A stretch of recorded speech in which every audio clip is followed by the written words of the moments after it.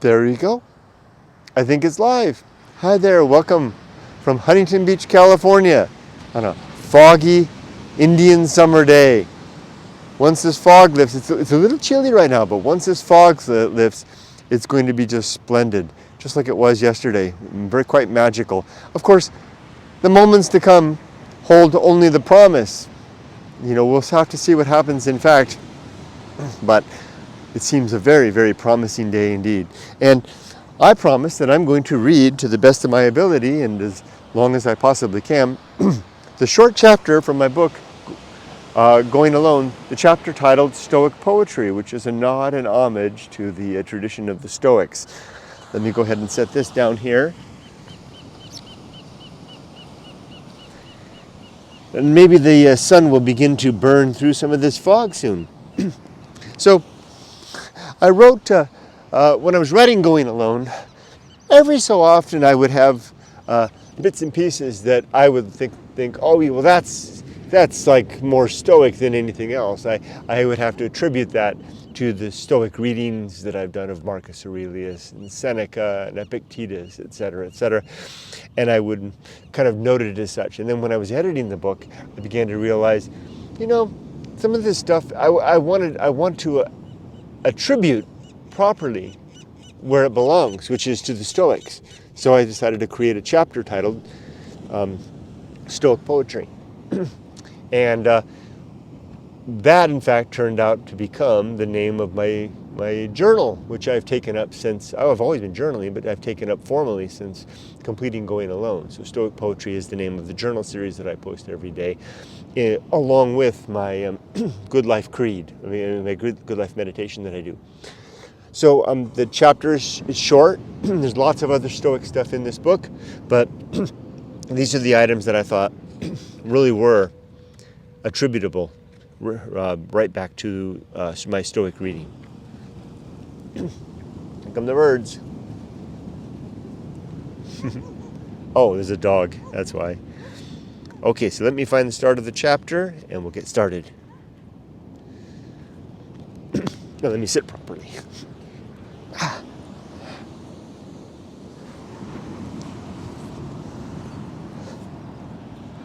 Oh, look at the pelicans. The waves are gentle and calm, and the water is clear and beautiful today. Absolutely stunning.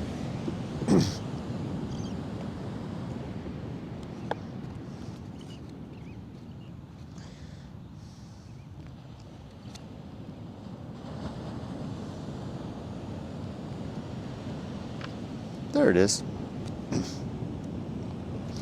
So like all chapters in the book, they begin with an illustration. This is an illustration by my daughter Emily of something called the Anchorhold, which is a reference within the Good Life Creed of the rock that the consciousness symbolically stands upon in the face of life. And we get washed. All of us will eventually get washed off that rock when we die, but in the meantime, we're tossed and turned in the great seas that come. And you can see those seas here in this image that Emily made. There's a person up front sitting on a rock in a rather kind of almost a Eastern meditative position, contemplative. The person behind is getting splashed. The person third back is about to get washed over by a great wave, and the fourth person in the very back is crying out to heaven as the rains come down. So too our lives, right? Various ways. Let's begin. Stoic poetry. Recognizing the scope of our control. It takes a tranquil and untroubled mind to roam freely across all parts of life. That's a quote from the Stoic philosopher Seneca. I owe much to ancient Greek and Roman Stoic thinkers and the influence they have had on Western culture and society. I suspect my hero, Henry David Thoreau, was influenced directly or indirectly by Stoic writing, as he often refers to values proposed and supported by Stoic thinkers such as Marcus Aurelius, Epictetus, and Seneca. If I could have my youth to do over again, I would include in my late teens the writings of these men, which I did not otherwise discover until midlife.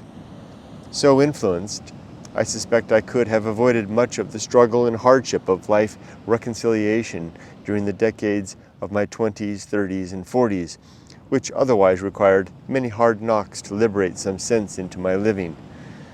This section of my book is dedicated to words which I knowingly wrote with the Stoics in mind. This section is my homage to the Stoic perspective and way of life, which has done much to refine my sensibilities, and without which I could not have composed my good life plan of living at this late stage of my life, or perhaps ever. Boy, isn't that the truth? I've often, in recent years, considered the very near miss I had with not being able to write this book at all. Had I waited just a little bit longer, had I not come to America, it would never have happened. It would have been impossible to write Going Alone from Japan. Here we go. Notes from my muse. And so what follows the rest of the chapter then are the muse strikes, right? The offset, italicized, left justified bits that go on and on. There's a little tilde mark between each of them you can see here. A little bit of inspiration that came from my muse. There's a tilde mark between each of them. Now I won't read tilde. Instead what I'll say is when I come to one, I'll simply have a pause and then go on to the next. Let's do this. Notes from my muse. I told a man my mind, and he asked me, "What efforts have you made to destroy this idea? And how may I help to bring it down?" What a worthy friend, so caring of my best interest. Let us war together upon my claims to truth. Create a garden within your mind, a place hemmed in by reason, where you can nurture virtue in true soil, a quiet and simple sanctuary, ever present, always home. Virtue is independent of possessions, though what we have or want may distract us from virtue. What is it you can truly touch?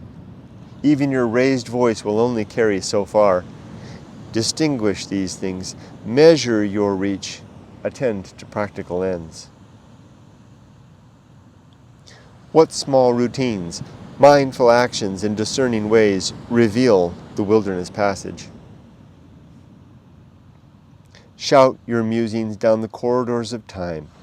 They echo and return, lost at last. Virtue rests in tempered self-reflection. Not much, just enough to gather the facts, just enough to gain accurate perspective for the application of reason.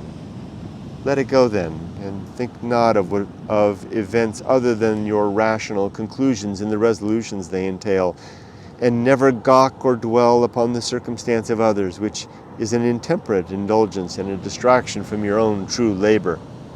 Attend the mending of your own folly, which you alone can repair, and burden not your neighbor with any prying misattentions. The routines and vain actions of life are but a bluff and distraction from living, bright and shiny, new and interesting. Our lives given over to awe and wonder. Our better purpose is ignored. The considered life, the principled life, a life of discipline and temperance, a life spent enacting and enforcing the laws we must ourselves discover and ratify, police, barrister, judge, and perhaps executioner. Engaged in the messy business of applying reason to our base animal thoughts in the hope of forming something true from instinct, emotion, and gasping higher thought, gasping like a man drowning in the sea of evolved conclusions.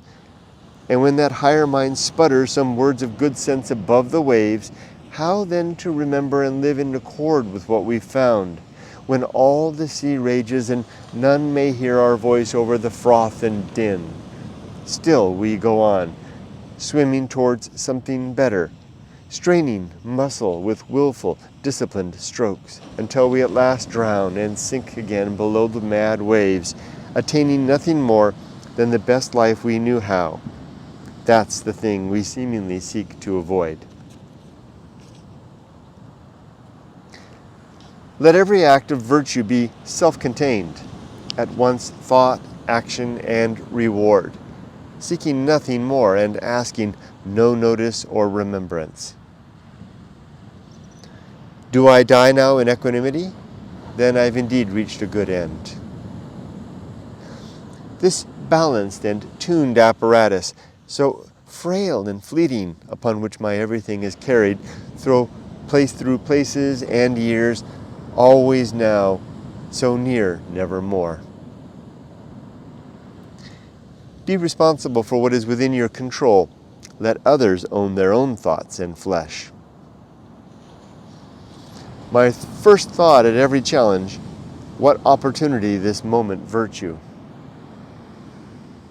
Humbly acquiesce to sound principle. How might I bear well this worthy burden, carry this necessary weight, tolerate painful right action, rather than flee to easy salvation? When challenge arrives and panic rises in the heart, still then the mind, still more the tongue. Trying to remember and apply that one more and more. These few square meters of flesh are far more than I can maintain or cultivate. Ruin progresses despite plan and action. Ruin progresses despite plan and action. My only real estate is my will, a moment-by-moment application of hard-earned best practice applied to the ends revealed of reason. I'm going to stand up.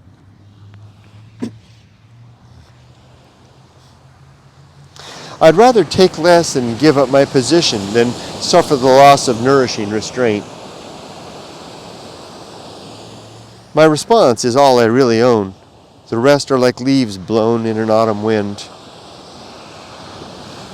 It's easy to become a monster. Simply follow. When you know you should lead, your spirit will die. I did that wrong. It's easy to become a monster. Simply follow when you know you should lead. Your spirit will die and something hollow and rotten will fill the empty space. Man and womanhood are sufficient ends to a stout and earnest mind, dismissive of distraction, heedless of precedent, careless of legacy, fearless of death, consumed of resolve to speak one true thing to fill the empty space. Peace is easy when expectation is reduced to the level of reality. To give more and want less. Let not a single thought escape my mind which has not suffered the scrutiny of reason. The sober subject of our lives' decline arrives so often late to the feast and long before the diner has enjoyed their fill. Would you detain or lament death's rightful trespass? Throw up protest and complain perceived misfortune? Cry like a child denied sovereignty over all they see and know? To what end? That your gravity and equanimity might go first before the gallows? That's the end of the chapter. After that, there's a little bit here at the back of that, just between this and the next chapter. It's like structured like a poem, but it's not really a poem. It's like a little note that I made to the reader, and the note goes like this.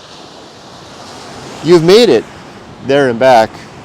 What I mean by that is that at this point in the book, look how far they've come. So that's the first part. You've made it there and back. At this point in the book, the reader has made it through the desert and back to Siberia Ghost Town, so to speak, out the other side. You've made it there and back, at least on paper. You've perhaps come a long way without me. Now I have just a little more to say before we part ways. I'll summarize now what came of my own adventure, what I made of the journey, and how I made a good life of what I didn't find. What remains after that, the next chapter, is the chapter titled The Good Life, which is the return part of the journey. Going alone is not about going alone simply. It's about going alone and coming back. because it's the coming back that's the important part. And it's dangerous because although one can get back, one may not come back complete or in a way that's capable of carrying on. Going alone is dangerous. I put cautions repeatedly throughout the book about the danger of this. Yet if you go and you can make it back, there's some great advantage to that. There's treasure, like I like to say in the book. But go too far, and the treasure that you find will be of the sort that no one else will see or understand.